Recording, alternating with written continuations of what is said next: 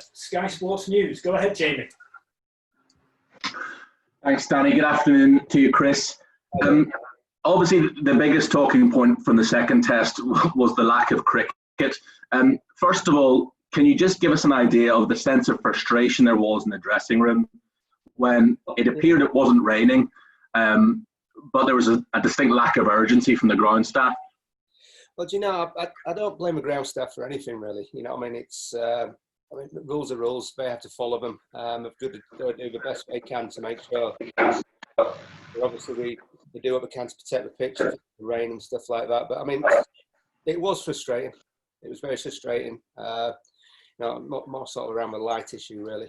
You know, I mean, to have both sides sat around and everybody really that's sat in this bubble sat around was hard work at times. And obviously, we feel for everybody involved. We feel for us, obviously the viewers sat at home wanting to watch a little bit of cricket. And I felt for both sides and everybody who was here, really, because we sort of sat there just twiddling his thumbs a little bit.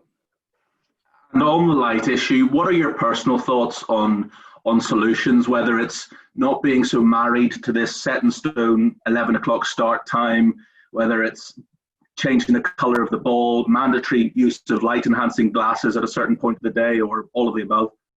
Well, there's a lot of chat going on, as you can imagine, in the dressing room amongst the lads, amongst all of us really, of possible solutions. And I think there's a few we can look at. Like you said, a possible change of, you know, I mean, the colour of a ball. Whether pink's the right answer or not, I'm not sure. But could we use like a lighter shade of red, really? It's the real dark red ones that we, as bowlers, all tend to pick out as a swing more. So could we look at that? The earlier start time makes a lot of sense to me. What is the harm in starting at 10:30? You know, I mean, I think it was sort of well mentioned on commentary and in the papers that, you know, I mean, we have a blocker period at the start of the day we could use, but yeah, we try and lump it all on the end when we know light is probably going to be an issue again. So to me, the earlier start time would be perfectly acceptable. I think everybody would buy into that, and it makes sense. We get to a stage where the floodlights deliver a set, I mean, a minimum standard of light, really. I don't know, I'm not an expert when it comes to lighting or anything like that, but could that be achieved?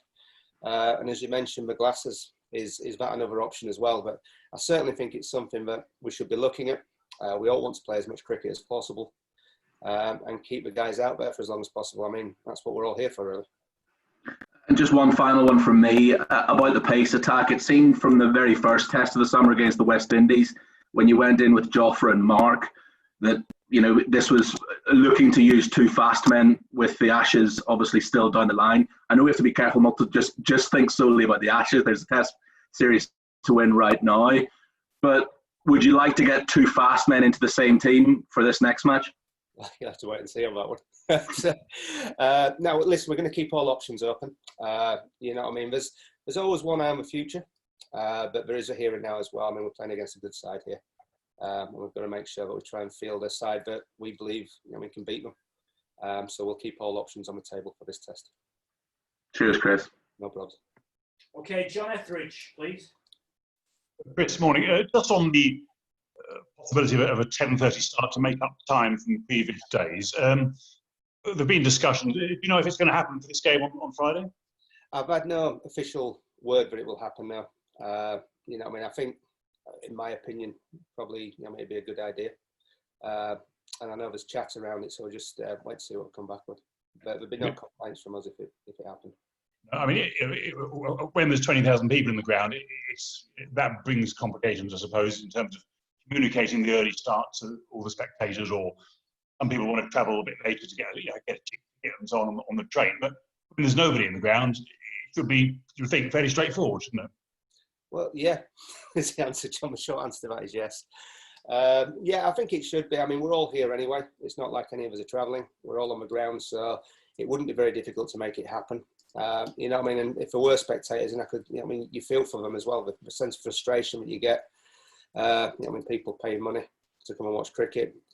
You know, I mean, I think if it got out there that we're starting half an hour early, I think people would probably make an effort to get in half an hour early just to get the cricket on. So I think it's certainly, like I said, there's a number of solutions I think we need to look at.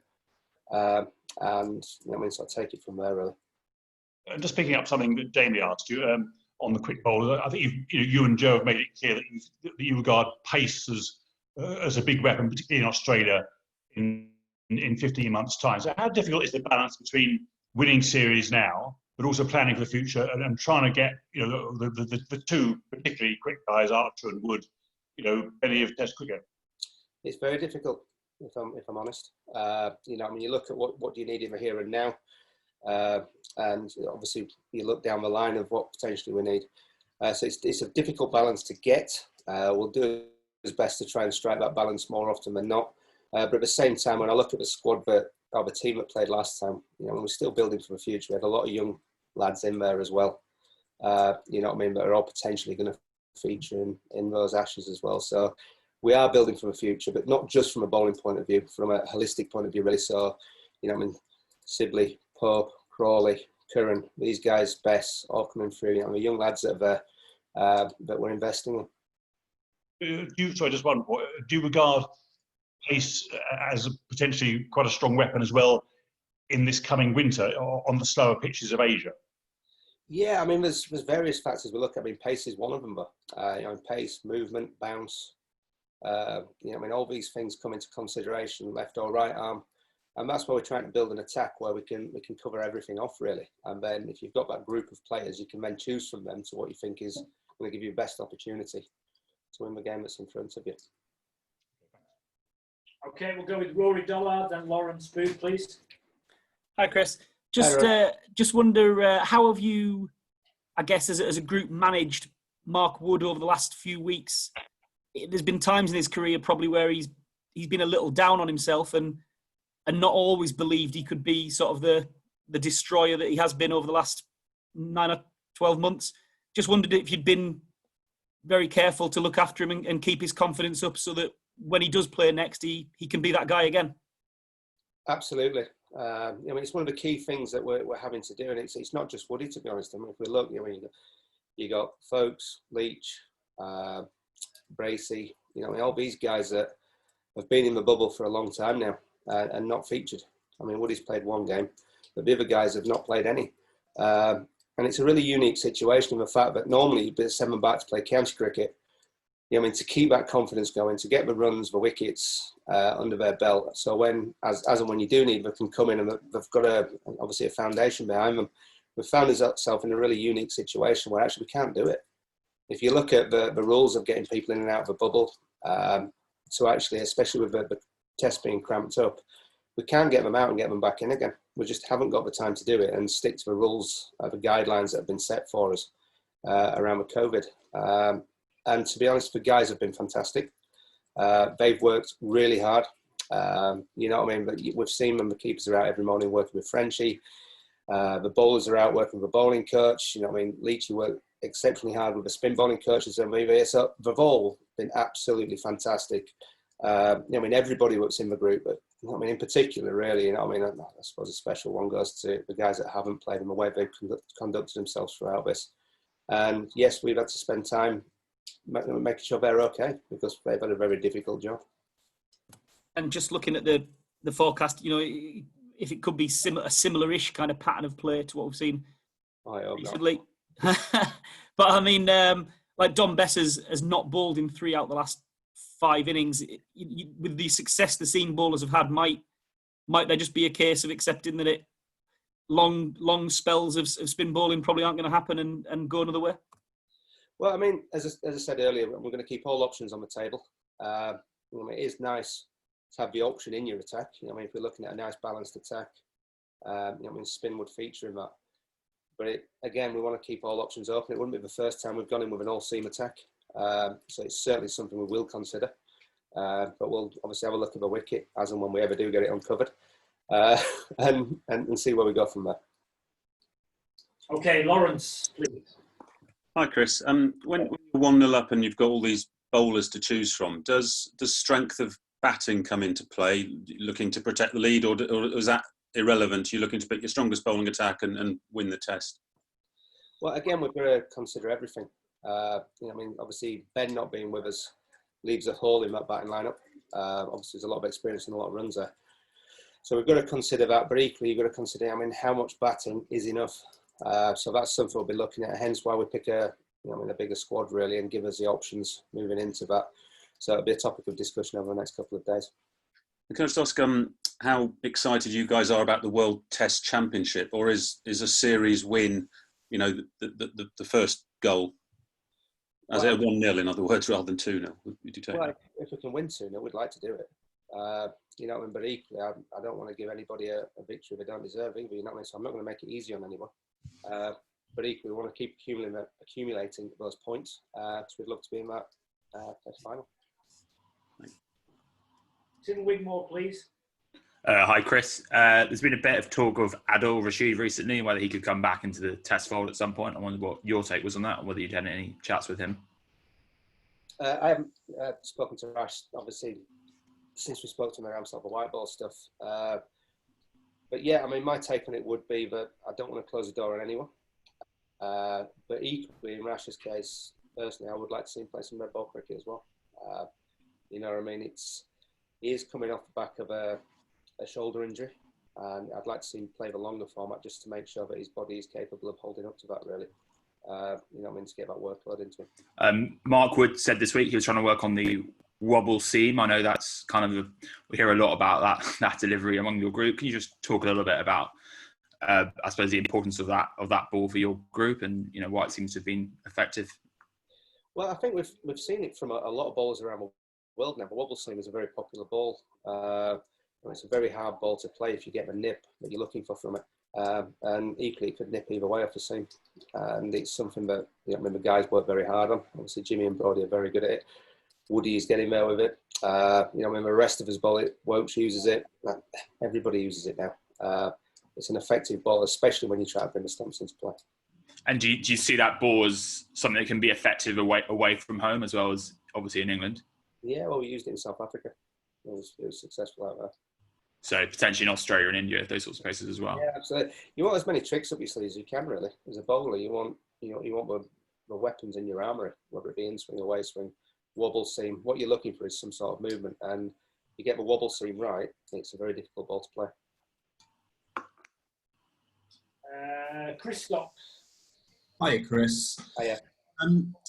Last summer, when Jofra bowled that spell to Steve Smith at Lords, it kind of blew everyone away. He hit 96 miles an hour. We've not seen that really from him since. I just wondered, is he still being affected a bit by that elbow injury he had during the winter? He's not complained of it recently, so I certainly wouldn't put that out there. I would hope he'd come and he would come and tell me if that was the case. But yeah, listen, Jofra firing at those sort of paces is very exciting. I love to see that as well. I think, all of us watched those spells last year and went, wow. And it's difficult to bowl that pace all the time. And I've said this before, and Jofra's said it. It's hard to operate at those high ends all the time. And I think, one thing Jofra has to do now and he's still very young in his test career. The expectations of a match where he is in his circle of learning, really, is to recognise situations when and when not to do it, really. So if there's an opportunity to blow an end open or open the door for us, then step on the gas a little bit, really. And these are the conversations I've had with Jofra as well, so I'm not telling you anything that he doesn't already know or hasn't heard from me. So as far as you're aware, he's not got any issue with that elbow this summer? Not that I'm aware of. Okay, thanks. Mike Walters, and then we'll finish with Adam Mountford. Hi, Chris. Hi. Jimmy and Stuart Broad have both let it be known in recent weeks that they're not going to fade into the sunset quietly, and got a few wickets last week to prove it. Can you envisage an England team, either in the Ashes or anywhere else, with two lots of extreme pace, Wood and Archer, and Anderson and Broad, or is that too much seasoning of the pot? They have proved that they're very good bowlers again, haven't they? Which is great for us. Having their experience around for the other guys to work alongside with as well is superb. They pass on so much knowledge to these lads. You have your bowling coaches there, but to have them too is like having two more with a lot of experience, a lot of wickets under the belt. What I'm trying to do is build an attack that has got experience and everything else in there. Everything that we talked about: pace, swing, movement. So we're covering off as many departments as we can. So I don't want to predict anything, to be perfectly honest. I want to keep all my options open. And let's just keep building that bowling attack, that group of bowlers, and see where we get to. Thank you. And finally, Adam, please.